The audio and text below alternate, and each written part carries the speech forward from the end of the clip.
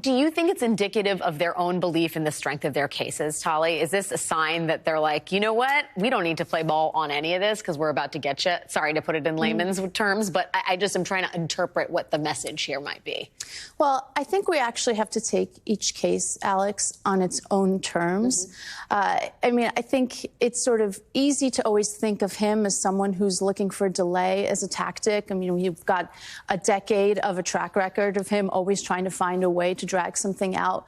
But I think what he's done in each of these cases is different, and we have to sort of analyze the responses differently. So I think what Fani Willis has said is this motion is both too late and too early. So as Danya said, it's too late because some of the stuff you're complaining about, it's like the structural, reasons for having a two-step grand jury in Georgia. You should have complained about that when we got started 2 years ago, and some of it too early because you haven't been injured yet. Nothing has happened. You're not a witness in this grand jury, and you actually have to be indicted before you can complain about the grand jury. I think what's happening in Manhattan is different. There's kind of a disconnect between what he's asking for and what the DA has come back with, because he is using the device of the bill of particulars to actually try to get some more law. He's trying to say, please tell me what that second crime is. And the DA is responding with, well, actually, a bill of particulars is about facts, and we're going to give you all these facts, as Danya said, through discovery.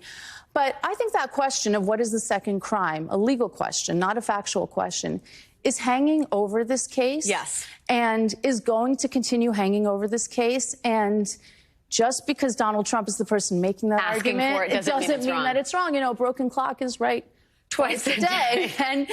And in this case, I think he's actually has some good arguments on his side. And fairness and maybe the public interest does demand that he knows so that he can defend himself. Do you think that the DA's response is insufficient?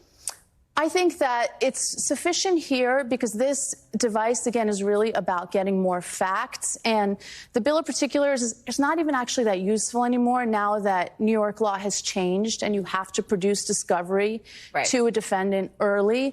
But I think again and again, Trump is going to try to say, I need to know what that second crime is, or how can I defend myself? And I think it's a strategic decision for the DA to not tell him and to keep pushing that out. And I think something that is going to make the case vulnerable all the way through appeal if it gets that far. A lot of, not just Donald